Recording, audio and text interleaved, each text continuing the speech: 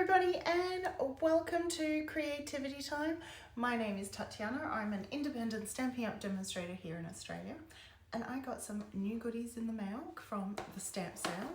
I purchased the Berry Harvest and the Sketched Plaid, and I thought it would be fun to make a project with them. We won't be making a card today.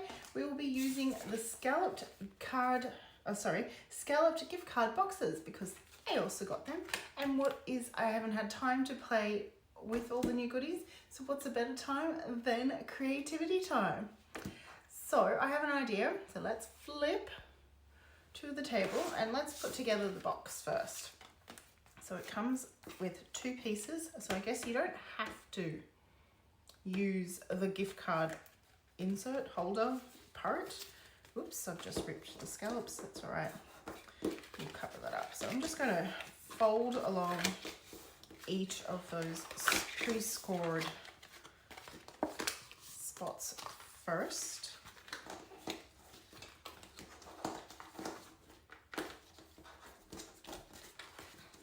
Like so. And then the tabs go in. Goes in the side. Let's do the other side. It's really simple to put together. And then the front panel. And there we go.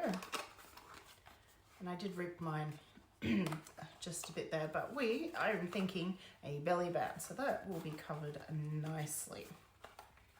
So that is fun. And then you have this insert, which also has a score line, so I'm guessing goes in like so. Or maybe even like so. There we go. That's probably the better way.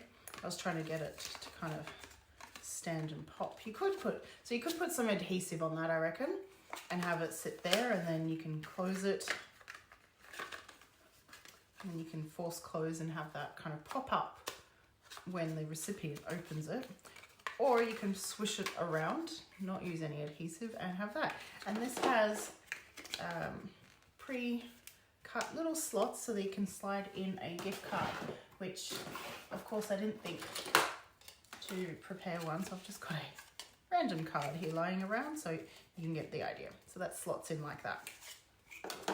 Now, a belly band. I had hoped to stamp the Sketched Plaid on some cardstock.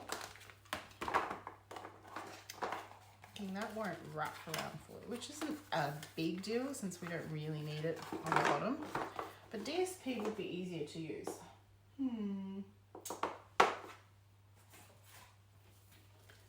I haven't even opened it. See, I have lots of new goodies that I have not opened. This is the Stargazing. Let me see if I got that. Yes, Stargazing Designer Series paper. It's in the annual catalogue, and I purchased just the cardstock, the DSP, and not bought any of the coordinating stamp sets because I thought the DSP is absolutely stunning. Hi Ida, how are you? I'm just going to pull out one of each sheet. See, I can look at that. Wouldn't that just look amazing wrapped around that box? See what I mean? And there's some gorgeous, gorgeous paper here. Particularly the reverse side too. That's beautiful too. Okay, I've kind of got a quick look, but let's go through them. There's this planet sheet. Another planet sheet with different colors. I love this one. I think we may be using this one. And this one's beautiful too. And they're kind of like galaxies. And then on the reverse side, we've got some more galaxy, some fun patterns, like some really amazing, oh, look at those stars. That would be a lot of fun to use too. But I think I will go with that first instinct of mine. Which one was it? It's the next one. That one. I really want to use this one. So let's just measure how wide. Oh, my ruler. Where's my ruler? I've got another ruler. 2 rulers now.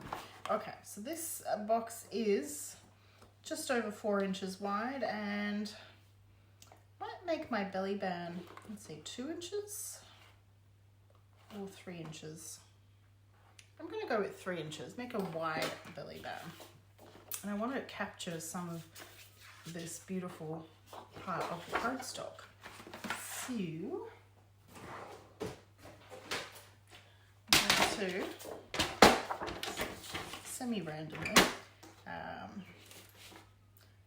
semi-random, but I've decided to measure now that I've placed that. I wanted it about there, and so I've lined it up with the 4-inch mark.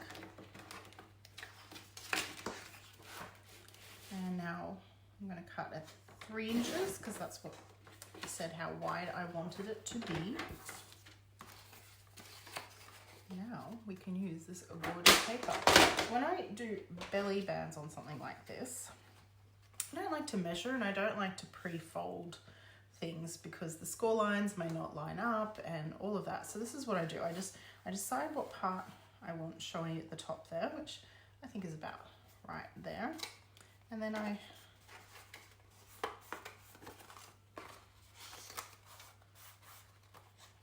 fold and fold.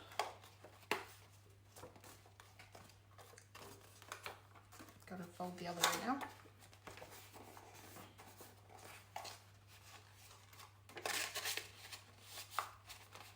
Fold, and then that will sit on top of there. And we just need to trim it a little bit. From this end, I'm just going to trim about 2 centimeters. And don't throw that bit out, use it. So that was going as so that's perfect. And then this one I can cut about there. You know, it's very precise, this. Again, don't throw that out, use that somewhere else. We may even use it on this project. I don't know yet. So, if I come back, with the pink coming more on the front, wrap that around. I'm just going to, it wasn't fully straight, kind of even it up. So I'm just using my fingers to create that belly band. There we go, perfect. And now I'm going to take some tear and tape adhesive, find the end, and place that right there.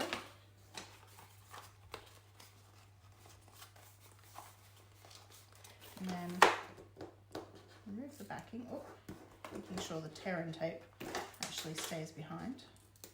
There. That flicked off perfectly. And I'm going to stick it down, but I'm going to make sure there's a little bit of slack so that I can slide it on and off. That way I can still open up the box and add whatever I need in there and then slide it back on. Sliding it the wrong way, but that's okay. Wrong way is in I had the purpley bits at the front and now I've got the blue bits, but it doesn't really matter. I do like the purple bits at the front. So I'm going to just slide that off again. So it's still tight, like I'm not able to super duper slide it whenever I want. Well, I can whenever I want. You know what I mean? There, that's better.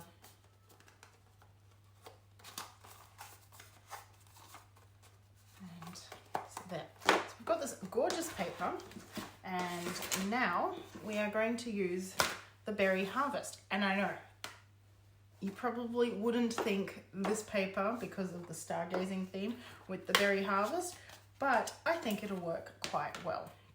So I'm not going to put the sticker on right now. I'll do that later, but we will open this up. And I'm thinking some watercoloring.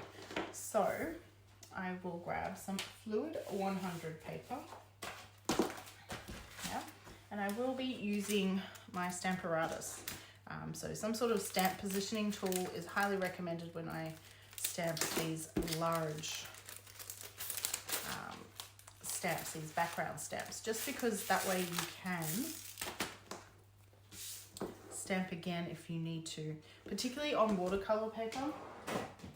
It's textured, and that texturizing sometimes means that you don't quite get the full coverage, or even stamping, should I say.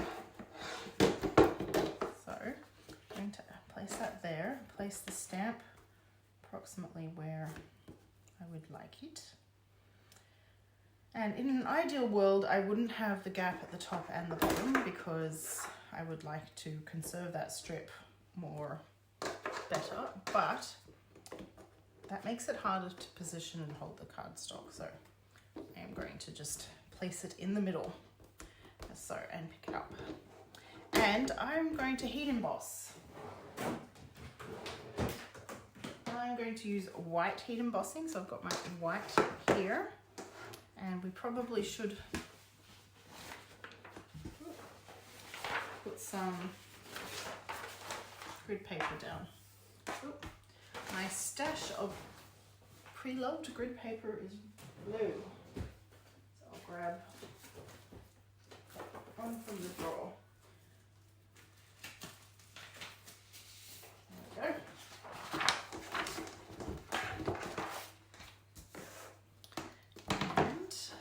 I'm going to grab the embossing buddy. I'm just going to give that a good rub across the entire surface of this Fluid 100 watercolor paper. And now we need the Versamark ink. So I'm going to cover that. So this will be a little more challenging to see if we got good coverage. Well, particularly on camera, I will be able to see. But on camera, it will be a little challenging because it's clear ink. I've got this handy slider, that's what they call it. So to give some pressure, even distribution, because it'll stamp better if it's had that little bit of pressure. I'm going to lift and try to see, and I really am having trouble seeing. It's like my ink pad was super dry. Yes, my ink pad does feel a bit dry. And that one doesn't look so good. Let's re-ink. Where's my Versamark?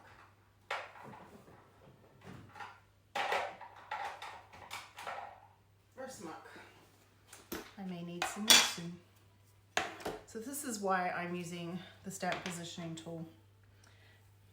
Now Versamark ink is slow moving and very, very sticky. There we go, it's coming out.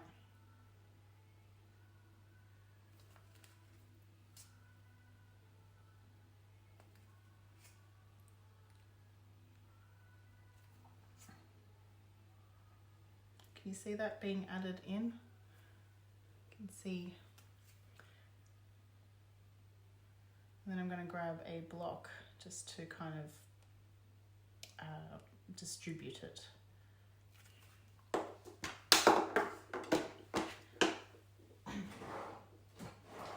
Clear blocks are in this drawer. Okay, so I'm just going to use that clear block. Get that into the ink, and now add that.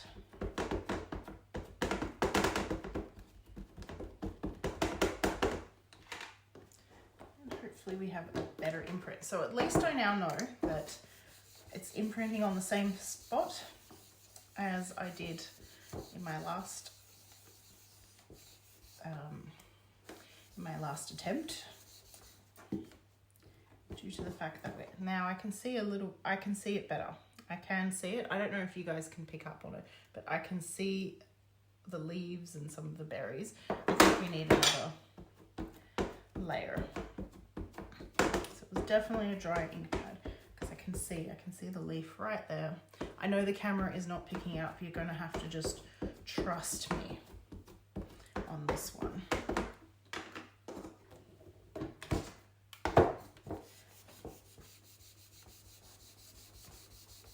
Rub, rub, rub, rub.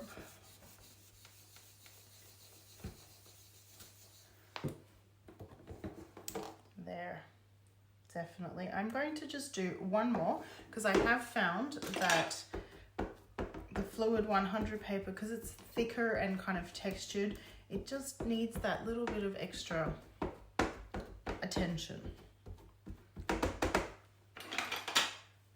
I knew that coming in,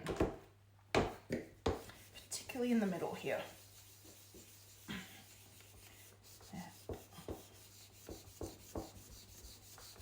Just give that middle a good rub. Awesome.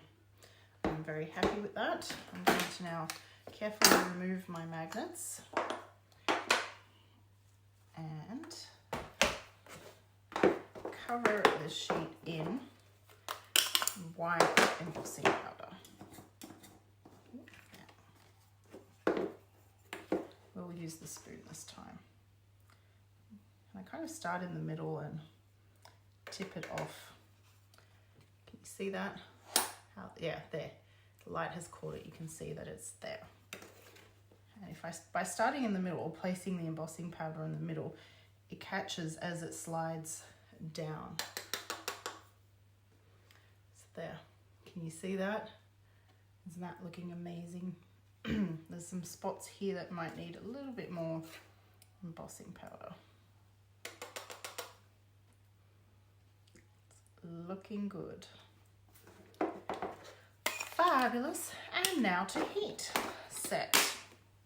Now I will grab my tweezers that came with the embossing toolkit, because to heat this up, it's going to get hot.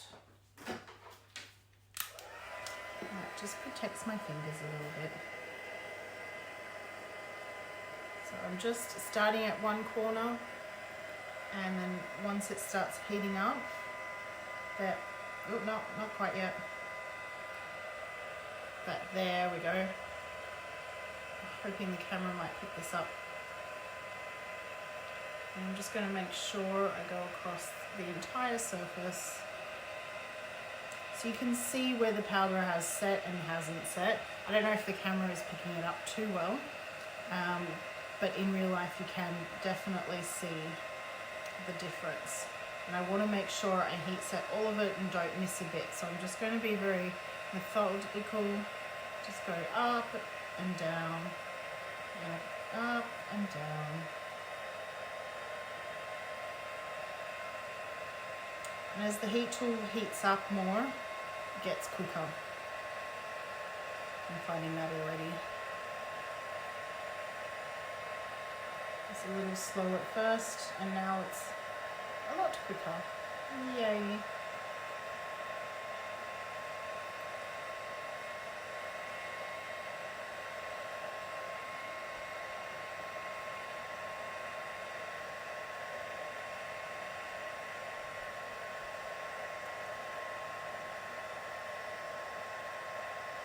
I've got some embossing powder on the corner here, or on the edge should I say, so I'm just going to heat set that so that it doesn't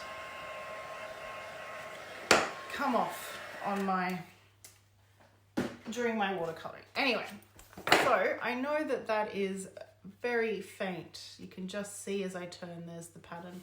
But we're going to add watercoloring now, and I think some, let's see, what color do we have? Oh, Berry Burst will be perfect for this. I think that'll go nicely with our cardstock there.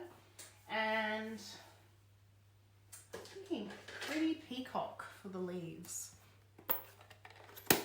So I'm just going to press some ink into the lid, not very successfully. I might need to use the refill. Where's the Pretty Peacock refill? Pretty Peacock, there we go. I'll just add some refill, but I'll still use the bottom of the ink pad because it's like a perfect little palette, which I don't need to clear off. Actually, let's start with one first. And water painter. I want the thinner one because I want to have more control.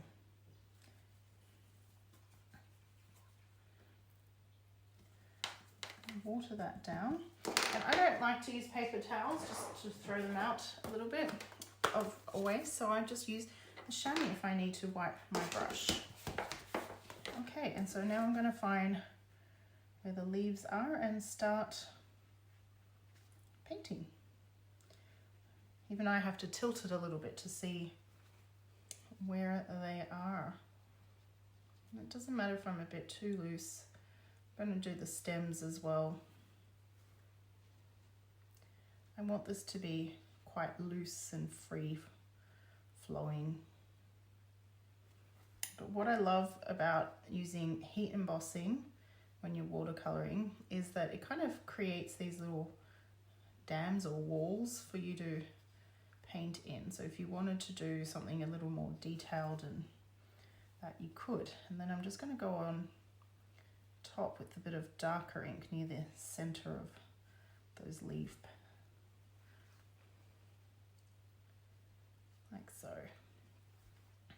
And it's while it's still wet that I'm adding this. That was very thick ink there, so I'm just going to dilute that a bit.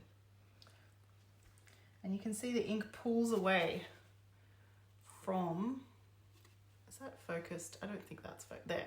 Now it's focused. The ink pulls away from where the lines are. So I don't have to worry about the lines being covered up. I can just paint the bits that I need to and know that the ink will pull away. Morning, Priscilla. How are you? How's your beautiful granddaughter? So I'm having trouble seeing exactly where, so I've got to keep this tilted towards the light source and then I can see. But isn't this just a stunning background stamp?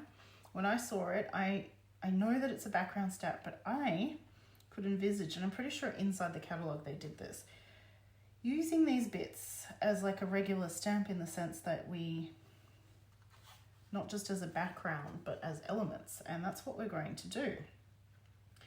Because I've noticed that you can fussy cut around the groups of berries. I don't know what the proper language or wording would be for that, but you can. And so that's what we're going to do and add them to our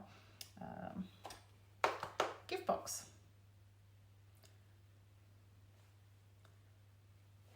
Adding the darker ink in while those bits are still wet. Spread that. So these berries didn't print very well, stamp very well, but that's okay. They're edge ones and I'm not really too worried about them.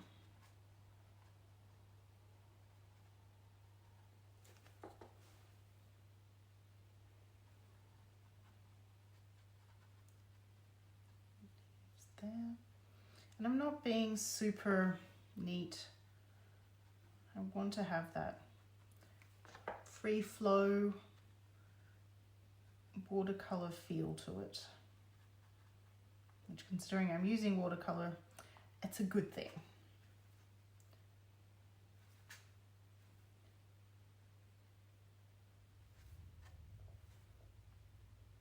In cookie decorating, this would be called wet on wet, because you're adding more detail or more, in cookie decorating, that would be more frosting, icing over icing that hasn't quite dried yet.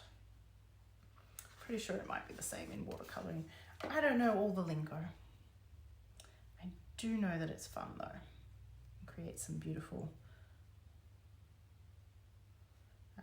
results, which is all we want. There, oh no, there's another leaf. Just here, go in with the darker ink. And now I'm going to go in and do the stems. And as I said, I'm not too worried if it's out of the lines. At the top of those berries, there's a little bit of foliage as well.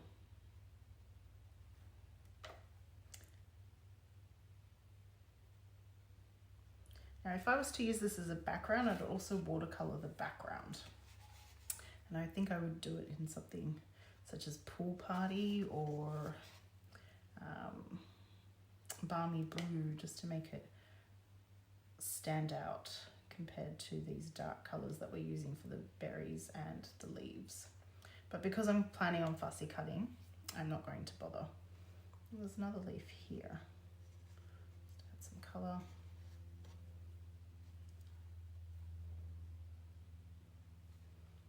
Let's see, are there any more stems? There's a bit of greenery here and here. Okay, I am happy with that. And you can see that that's starting to pop out off the page. So I'm just, oops, no, I'm gonna grab a new water painter because that ink has traveled into the barrel, but that's okay. We can just rinse that out. And so here's another, I've got 2 sets of water painters just because I love them so much, and that way I don't have to clean in the middle of a project. So I've got some Berry Burst ink there. Just gonna add some more because I think we'll need it. Yes, awesome. I'm gonna close that pretty peacock, and that's fine there. It'll kind of dry up a bit and then I can use it another time. Okay, I'm gonna start with more watered down Berry Burst.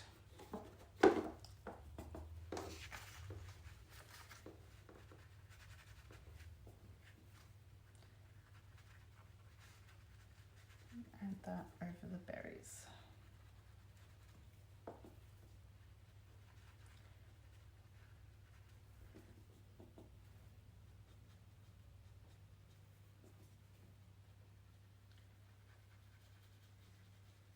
There, and now I'm going to grab some undiluted ink and just splatter that in.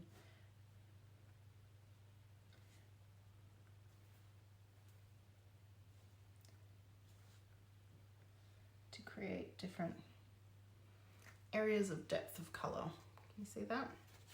Oh, it's so cute. Loving the stamp set.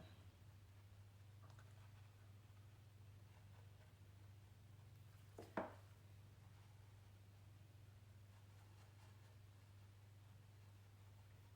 I'm going to go over the edges of the berries as well, just to make them really pop out. The white outline, and also it'll help with the fussy cutting to know exactly where that berry is. There, that's good. There's some here, berry there, another berry here, and not forgetting to go in with some of the darker or undiluted ink. There's some here, but they didn't stamp very well, so I'm not going to use them. Plus they're on the edge. Like for example, I'm going to fussy cut this bit out, and that'll be beautiful. There. Berry there. Adding. Awesome. How pretty is that? And I feel that there's some bits that I could have added some, oh, look, I need to add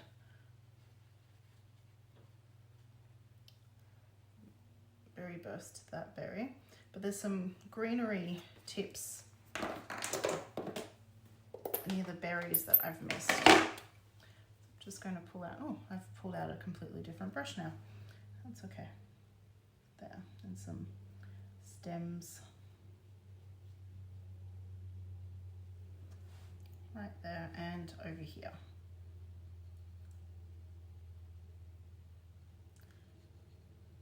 There. Beautiful. Beautiful, beautiful. So I'm just going to, that one's easy to clean because I haven't got that ink into the barrel. So I'm just going to give that brush a clean. As I said, I just use the chamois it's there to soak up water. So why waste some paper towels? We can use something reusable.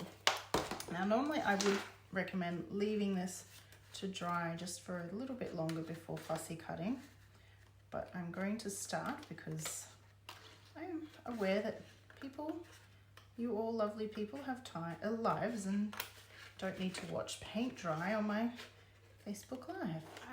I am so pleased with this. Don't you love it when what you had imagined in your head is coming true or is working? Let's see, do I have a for you somewhere? Let's see, thanks from your to my love. No, there's no for you there.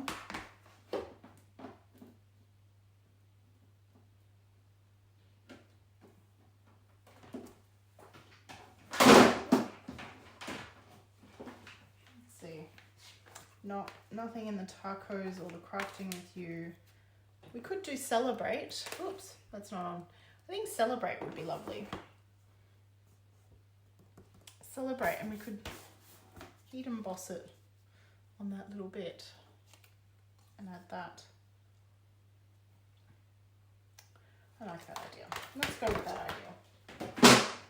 Because we've already done some heat embossing, so that's going to go tie in quite well. Should we do the bluey or the... Which one do we think? More blue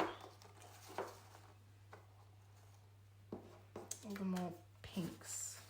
I think the pinks will stand out better. So, where is... Oh, I need the stamp. I'm looking for the stamp. Yeah, I hadn't taken the stamp out yet. Isn't that silly? I'm actually going to cut this first. I'll cut it down. I'm going to be using the Banner's Pick a Punch. I think 1/2 inch. Let's see, Celebrate. Celebrate will fit in 1/2 inch. So we'll cut that down to 1/2 inch wide.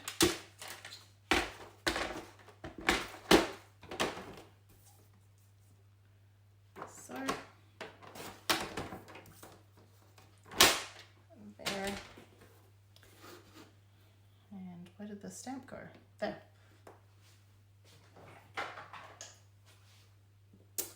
Embossing buddy first. So have you ever stamped on DSP before? Because I know it's not always a common thing, but it is a very nice way to add more interest to your projects. So I'm just going to, I'm not centering it. I'm putting it more to the left, but leaving a little bit of a space on the left to slip under our berry detail.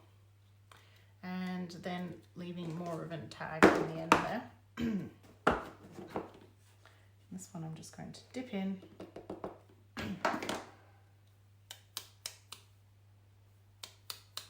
There. I'll just heat set that. It should cover the ink pad though.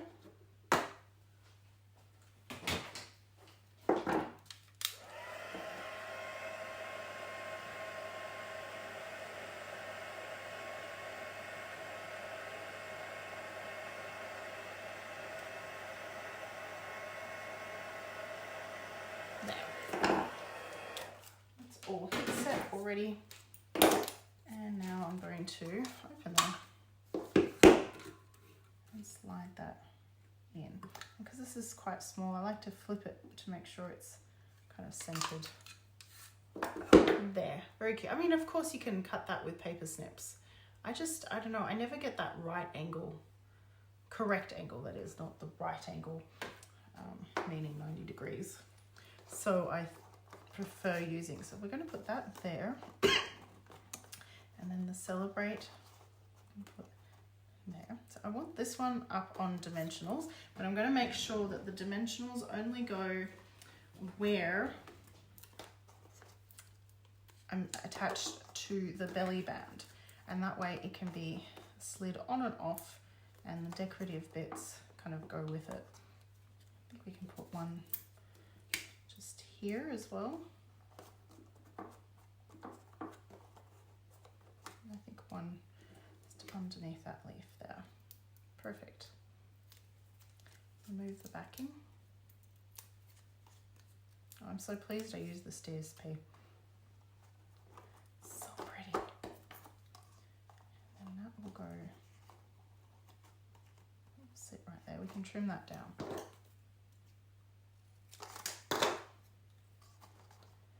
And I want that to half pop up. So I'm going to place that end with glue, and then I'm going to curve it.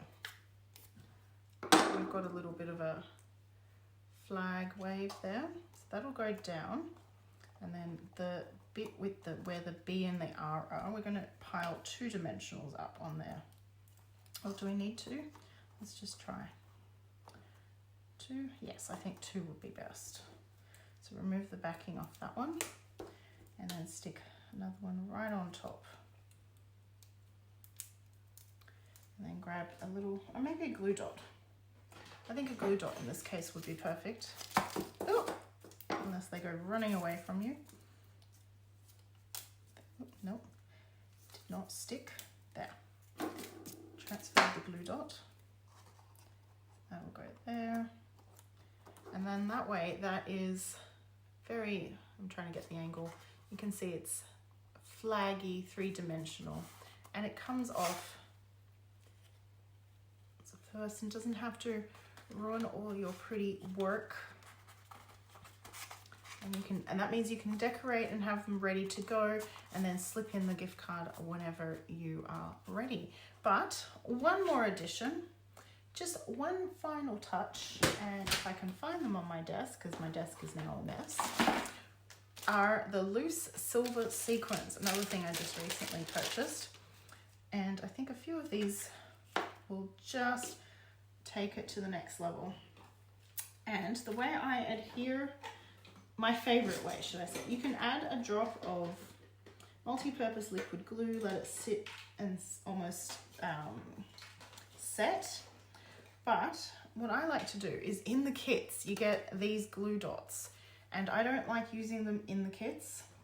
I find them too fiddly, but they are perfect for loose sequins. So I'm just going to place some where I'm going to place my sequins. 1, 2, I'm going to add one up there.